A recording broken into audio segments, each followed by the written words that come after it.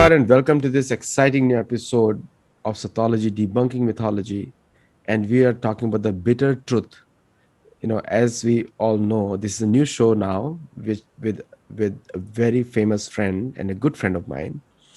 So Sat means truth, Logos means a study or science, and Sattology means a study of truth or science of truth. And debunking mythology, which actually means study of fake, lie, or an imagination.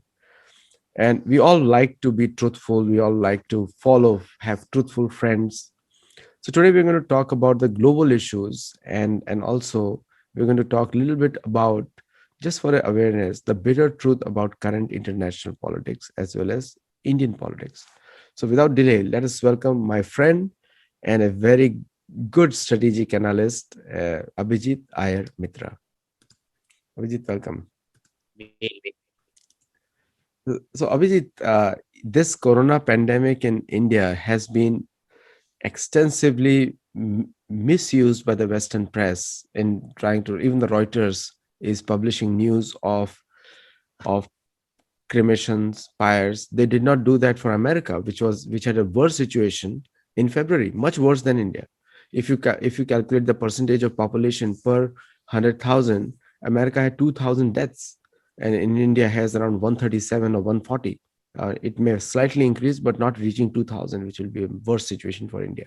But what is your view on that? Why do you think the Western media portrays this as atrocity literature and things in their publications? Well, two reasons. Look, we saw this behavior even during the initial phases of Corona, where if their ideologically aligned lefty brothers and sisters do something, it's the best thing, it's the most academically approved and praised thing.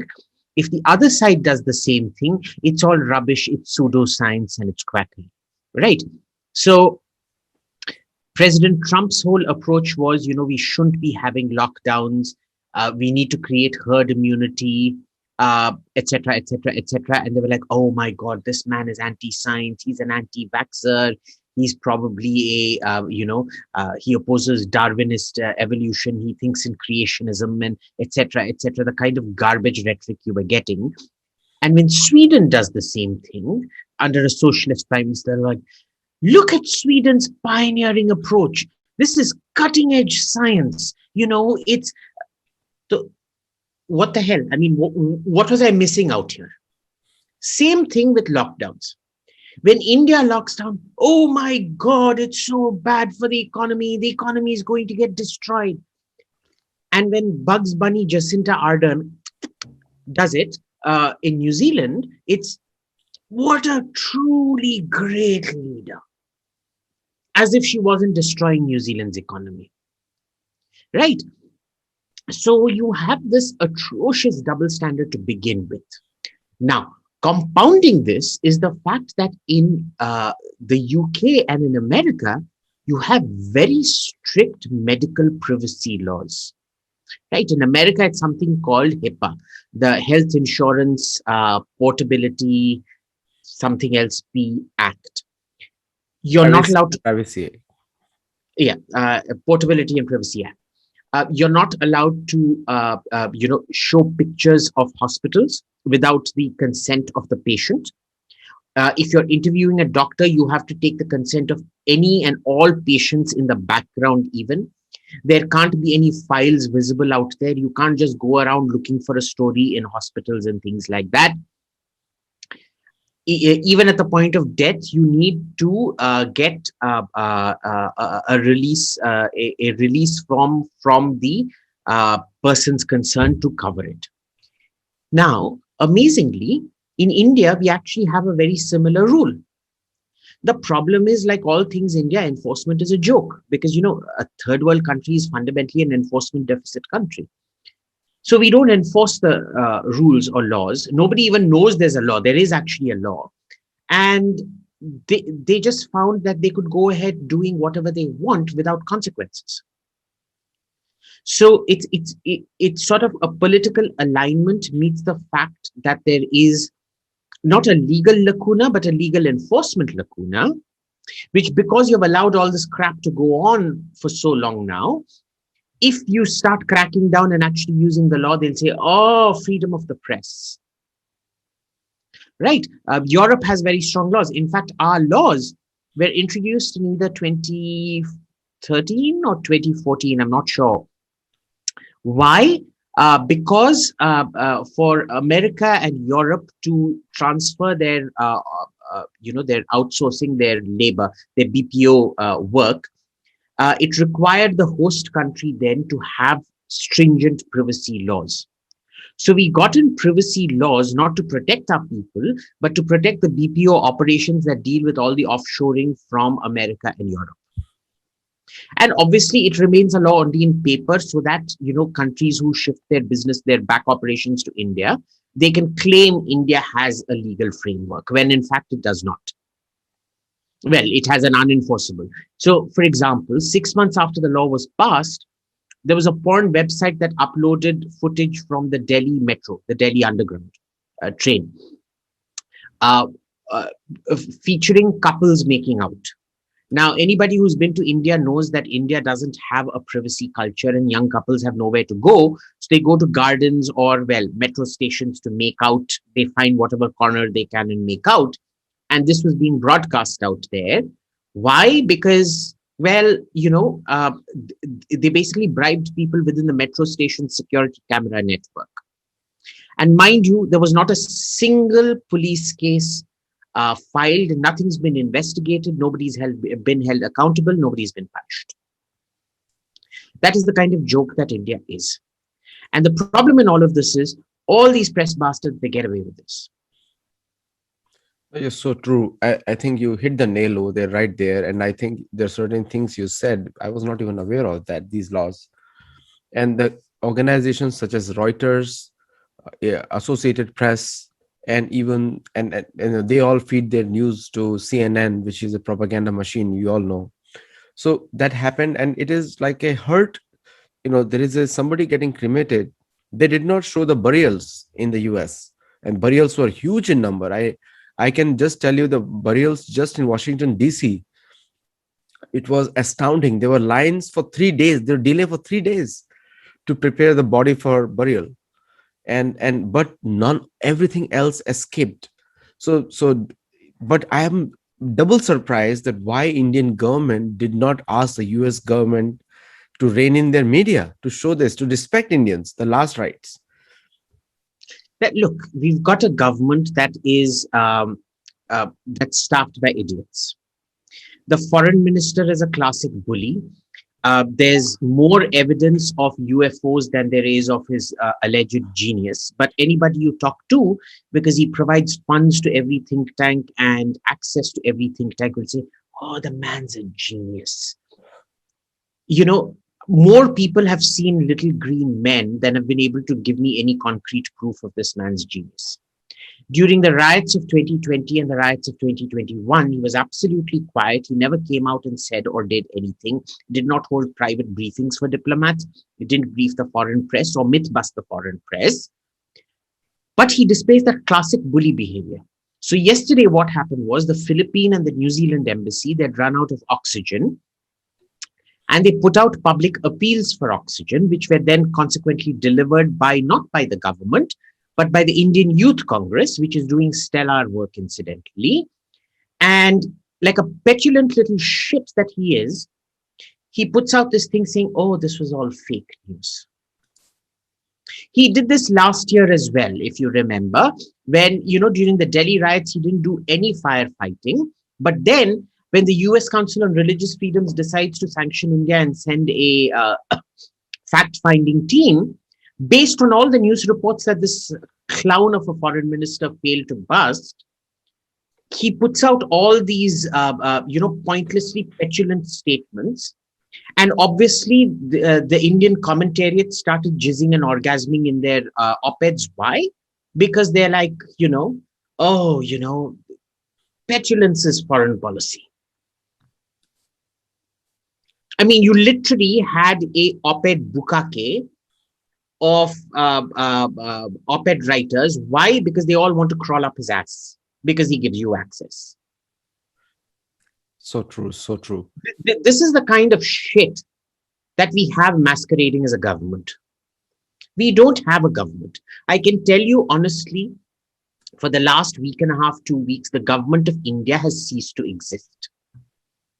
It's like the basic core of the Upanishad, where you ask, I have searched for cause and effect, I have not found it. Then again, halfway through, again, I'm searching for cause and effect, I have not found it. Towards the end, I'm searching for cause and effect, I have not found it. I've been searching for the government, I have not found it. It's like that Nasadiya Shukta, where all was darkness surrounded by darkness. Whoever pervades the highest heaven, does it exist? Maybe it does, maybe it does not. I finally understand what the Nasadiya Shukta in the Rig Veda is all about. It's clearly about this absentee Indian government. I think very well put it. Like when the US aid, which actually funds USCIRF, puts out any report against India, that is fully backed by the US government. And the tepid response that it comes from India is actually, sometimes you feel that even a ordinary Joe, and Congress was not the best, even they had the worst, they were even worse. But now, with such a big mandate with the Indian government, they do not ask the relevant questions. And if you pretend to be the fifth largest or sixth largest, whatever the number is, or or PPP GDP is the third largest, if you claim those titles, you got to have some balls in the foreign policy. Otherwise, the world is not going to give you trade, if that is your goal, because the trade happens only with powerful nations, not with the weak nations. So you are absolutely right there. Here, the failure is two front. One is that you've gone after businesses for 7 years running, so your economy is in no position to absorb these shocks. And on the other hand, you can't even message your third ratedness properly. So it's a combination of bad economics and bad messaging. You can get away with one, you can't get away with both. Well, you can get away with one for a while, but you can't get away with both. I'm planning to start a think tank, and you'll be my think tank hat. Okay. Now, the one of the things which comes to the Pakistan and in India, the confusion with and I can tell you what is the confusion right there in State Department. You know also very well, but I'll just state it. American State Department is not able to figure out, are they friends or foes. They have total confusion, because we kiss at the lowest available or first opportunity, and we fight rest of the times. And State Department knows Pakistan is state sponsor of terrorism, but because of Indian political fickleness, they are not able to side with India openly, because they don't know whether tomorrow is going to turn their back on them too. So, what is your view on that enemies? Because India is not taking their enemies seriously right now. Look, India has never taken China seriously. We discussed this after Doklam, where your alleged genius of a foreign minister was too scared to even mention China by name. Right? Now, if after one war and one near war, well, two near wars, you're still not able to say China is the enemy, how is anybody meant to rely on you? And now we have a government in America whose desire to contain China is highly suspect, because they're compromised across so many interests with China. Everybody wants to pinpoint who has Russian investments or who has dealings with the Russian government. Nobody wants to do that with the Chinese government. I wonder why that is. It's all money. All money. They paid across all levels. Yeah. Now, there is a flip flop by the Joe Biden. We already covered that in our last show, and there was a huge flip flop where all the Indian Americans came together. The first time, I was so happy. I saw people, Indian Americans, coming out of some rat holes and supporting and opposing Joe Biden publicly, even the Democrats who voted for them and funded them. But after the flip flop, Indian there was an official tweet by the Prime Minister Modi that Russia is a great friend, where Russia charges India the premium for every single thing they sell to India. Everything is, and American government spent almost $300 million worth of free, everything free, on oxygen concentrators, ICUs, everything. And the tweet by the Indian Prime Minister was actually went against the very flow of the State Department. Like, I heard the inner discussions there, and they say, "Look, we told you not to support, and now see they are again friends with Russia again." So, what is that flip flop from the Indian side? Because we don't understand that. There is no flip flop. It was a very clear message to the Biden administration: behave. Okay, because what did he do? Modi just said that, I spoke to POTUS Joe Biden, and we have agreed to an aid package. But when he tagged Putin, he said, I spoke to my dear friend Putin. Now understand the context to it. Russia may have charged us, but Russia offered us help way before America did. And Russia wasn't playing footsie like the Americans were. If you remember, 2 weeks back, that lady Jen Psaki, the White House Spokesperson, yeah. spokesperson, uh, who's constantly, quote unquote, circling back because she doesn't know 90% of the things that she should be knowing. An Um, embarrassment. yeah. First, America says no vaccine export to India. Then India appeals, and Jen Psaki says we will consider it. 2, 3 days later, an even dumber deputy press spokesperson at the White House says, yeah, we're not exporting it. And India should be grateful that we are vaccinating Americans, because an American saved is the whole world saved. Then they realized what a big diplomatic boo-boo that was. So then it came down to a position of there will be limited supplies. Then it became a position of we will allow government to business deals and business to business deals, but we want to cut Modi out of the entire equation. Modi needs to stew in his own juice. So we will not do government to government or business to government deals. And then finally, after 1.5, 2 weeks, they finally decide, okay, now we can do, we have to do government to government deals, because there was so much anger building up in India. Now, if the American government does all the crap so transparently, what did you think India was going to do? Kiss you on the cheek? Obviously not. So it was a measured and very accurate response. And I think America got what it deserved. But then, I've been telling you, Biden is going to wreck the India-US relationship. Well, it's not going to be Biden. He's like the cadaver in chief. But so you have a cadaver in chief, and then you have a novice deputy chief who's so clueless that the entire government is essentially being run by the DNC, the power brokers within the DNC for all effects and purposes.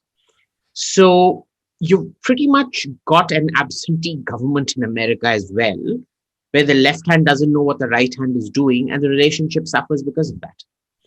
No, you particularly we pointed out rightly, and I was not aware of many of these things, and you put it right there. My problem here is like when we are talking about dharma and yoga to the community here, most of the Americans, there is a big liking for all those things from India. But in the Democrat circle, in the DNC, you correctly mentioned DNC. So there are two lobbies which are funding DNC in a big way. One is the insurance and pharma lobby, and the another one is the high tech and arms lobby. Now these are groupings of two lobbies, and high tech and the arms lobby is coming from another faction, which is the Clinton faction. Like one of the articles that I wrote for Sunday Guardian was there are three factions within the Democrats which fund. The cleanest of them is Obama faction, the cleanest of them, because Obama has a grassroots appeal and his funding is grassroots. Now, the competition is between the arms lobby, which is very upset with India going ahead with S-400, because they are the ones who are putting pressure on the Indian government to buy their American or not buy Russian product. And the farmer insurance lobbies, which Bill Gates is definitely part of, and I'll come back to Bill Gates on that later on, uh, is that they are trying to capture the Indian market in this dire time of necessity, which is very, very opportunistic. And I, even as an American, I do not like that, because if you want to be a superpower, you have to be nice to your allies, and which they definitely lost in this instance. What is your view on this? So don't even get me started on Bill Clinton. I'm going to refuse to talk about that horrible cretin, uh, blood-sucking parasite, because if I do, your entire 30 minutes of conversation will be BCMC, BCMC, uh, uh, etc., etc., etc., and I'm not going to go into that territory. Okay, so I do not want to talk about that man. I would much rather carry out a public defecation live on your channel than to talk about that dung beetle. So let's not talk about him.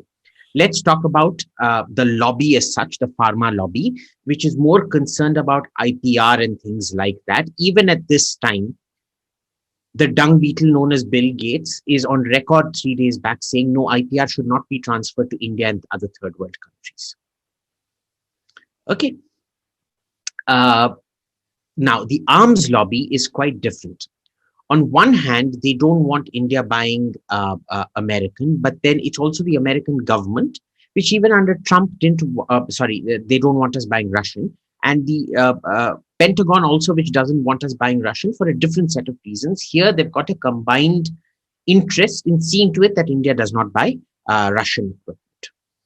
There are reasons for it. They're good reasons, some of it, but they can also be worked through, right? I think right now the arms lobby is the least of our worries, because they know the moment sanctions are imposed for buying Russian equipment, that will be the last Indian purchase of American equipment ever.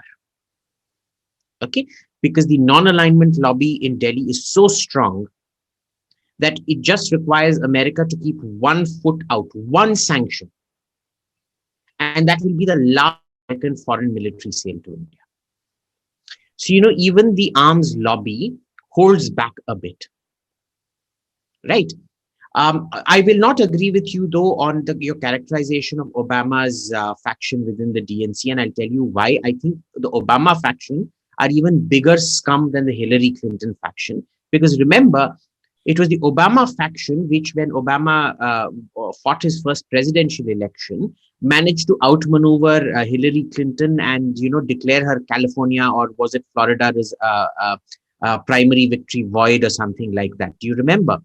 So if the Obama faction is so smart at politics that it can,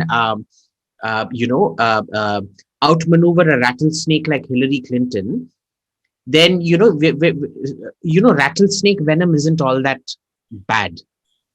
So if Hillary Clinton's a rattlesnake, then the Obama faction are a bunch of king cobras. Well, there is another snake in California called black snake, which is The nowadays black out. mamba. Yeah, it is out right now. It eats the rattlesnakes. So anyway, so now, absolutely, you're right. Actually, I wanted to say that Obama is pharma insurance, Biden is China, and the third one is the Clinton, which is the arms and arms lobby, and also And high tech. they love her because she is regime change. They That's right. don't care what happens to America as long as there's constant demand for more and more and more weapons to fight endless wars. So, do you think that the Quad is dead now with this action of America? It's not dead yet, it's going to die.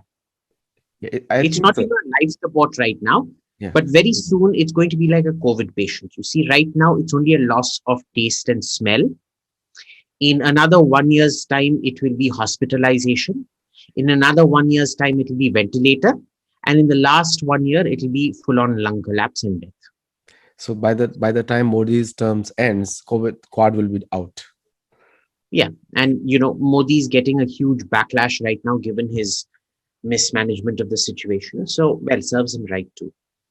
See, the American media and American pharma lobbies have played together in this entire thing, and American high tech, and especially I will even go to point out the Indian CEOs of the large techs like Microsoft and Google have not have played to the gallery with American politicians. $32 million of aid by Microsoft means nothing to India, nothing to India, but it is still something. But the similar episode which happened in China last year, and where they had a cloud burst or something in Xinjiang and some other areas, the American aid to them was almost $1 billion total. And it did not come in the limelight in most of the media. So the aid to India has been pittance to some extent. Now coming back to the last point on this discussion, which I really want to talk about, is the scenario of China and India during this COVID time, because India definitely refused Chinese aid and because of various fears, but still Chinese are maintaining a surplus of $50 billion a year, which no other media has highlighted in 2020 at the peak of the war, at the of the what do you call it, the fighting, which was the posturing at the borders. So, do you think that the Indian policy against China was very weak, or there was no policy at all? There is no policy. Because remember, if America is compromised, India is even more compromised. Okay. I think you should have, when your foreign minister is not mentioning China, you need to ask yourself why. What does China have on him, or what has China given him? And the fact that even your economic measures against China were pathetic should also tell you a lot. Far from it, we've actually included Chinese companies in the 5G tender, knowing full well what they've done. Right? So India is even more compromised to China than America is, and it's not even funny. But as for American aid to China, remember, a lot of this is our own doing. The initial document saying a second wave was imminent if we did not exercise social distancing and discipline came out on the 7th of January. Right. In spite of that, you did not lift controls and speed up vaccination. You did not ensure augmentation of medical equipment. You didn't put in place plans to, transport oxygen and things like that. And, there is no oxygen shortage. It's more a case of transporting oxygen. We don't have the cylinders to transport. That's the real issue out here. So given all of that, you saw it coming, and what little you could do, you did not do. What extra you had to do, you did not do. This could have been managed had you taken your own warning seriously that you issued to the states, but you probably didn't read yourself. And now the thing is, when Modi does things, he does things in such a haphazard, ham-handed way. Initially, lockdown means full lockdown, no economic consideration, nothing. Then he's got it into his head, lockdown is bad, which it is. So now, absolutely no lockdown. He swings from one extreme to the other extreme. The idea of nuance is lost on him. Now, Hinduism isn't about black and white. It's meant to be about shades of gray. It's meant to be about getting that nuance between the black and the white. And for allegedly being a Hindu and all his fake beard and everything like that, his appreciation of the nuance and shades of gray is zero. I may eat beef, but I'm still a better Hindu than him, philosophically speaking. And there's no way out of it. You brought the point of Hinduism, and I have written 7 books on that. the in the Dharma, one of the books which was Dr. Swami and other people are also retweeted a lot on that. Dharma doesn't mean puja part. Dharma has a much larger meaning than that. And there is a But ve- understand, he does not come from a background that goes into the theology and philosophy of Hinduism. He comes from that very, very baseline, base level interpretation of Hinduism, which is what foreign missionaries come to India and mock, which is that you are a ritualistic, totem worshipping, shamanistic, idolatrous people. And his idea of Hinduism isn't here, it is here. Because remember, Hinduism is a spectrum. If you want to think that a flower is God or a stone is God and worship it at this philosophical level, you are a Hindu. If you want to look at pure metaphysics or even quantum physics within Hinduism, you can also do that, and that is that philosophical level here. The problem is his understanding of Hinduism has, was, and will always remain here. He is all about the external appearance, the ritualism, and the physical part of Hinduism. He is incapable. He is intellectually incapable of rising anywhere beyond the baseline. Hmm. Forget even coming one third to the middle or two thirds to the top or reaching the top. He is incapable. For him, Hinduism begins and ends with going to a temple, saying a puja, mouthing off a puja. He's not even saying it because he won't even understand what the hell he's saying. See, there is a very big misunderstanding of the term left, right in India. Very common. We already spoke about it a lot of times. Left just means one who opposes government. So it keeps changing in democracy, be given whoever is in the power. And the right means for the government, which is again keeps changing as we change the governments. But the dharma concept is Raj Dharma, where the first responsibility is to protect their citizens at all costs. It also He, means he can't even differentiate between Swadharma and Raj Dharma. Right? so Swadharma is your personal morality. personal, yeah, puja part, whatever you do. Exactly. It doesn't even have to be puja part. It is your personal approach to life in general. Right. It can be at any level. Raj Dharma is the complete absolution of morality. Why? Because a king is not allowed to have a moral compass for the governance of his people. Absolutely. You He is stole not my word. allowed to impose his morality on the governance. Correct.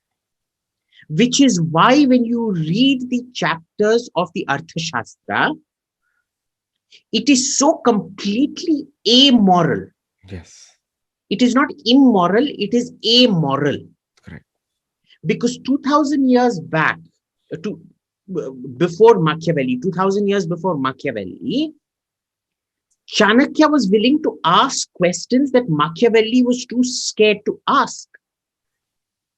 At what point should I kill my father?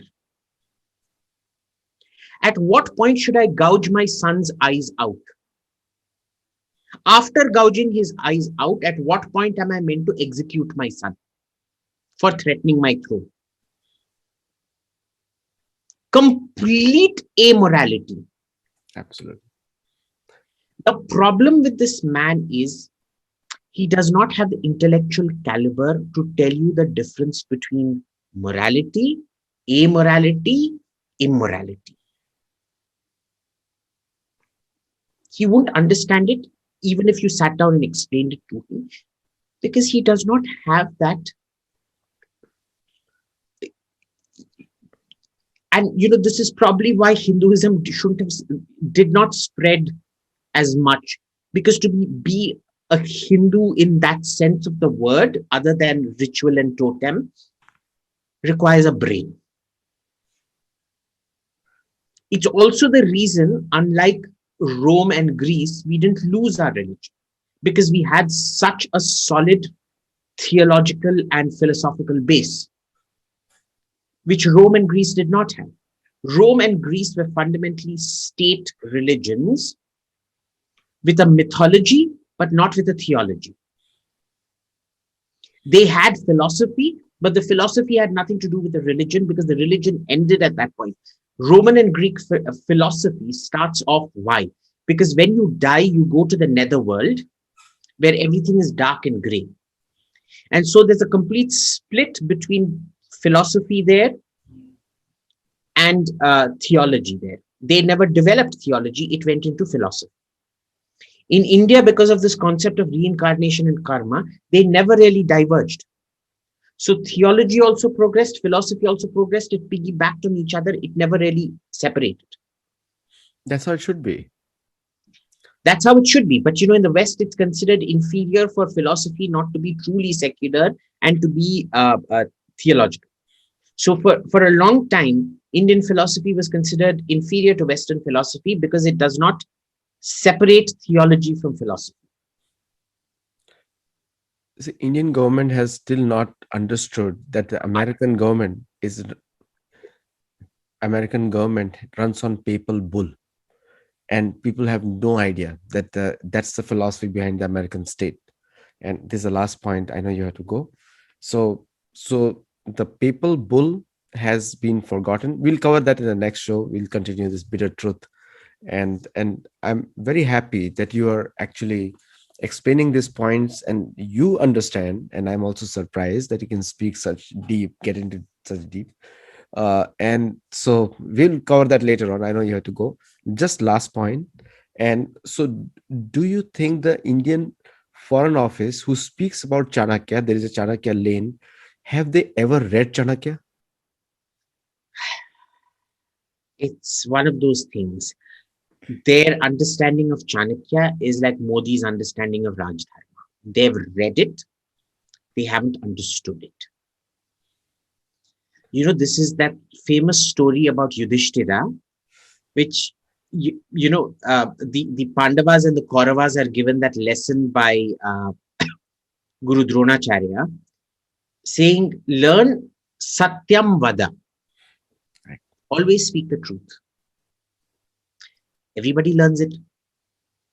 Yudhishthira comes back the next day and he says, sir, I haven't learned it. And Dronacharya is like, what, are you dumb? And for a whole month, the story continues that two small words, Satyam Vada, he is not able to learn.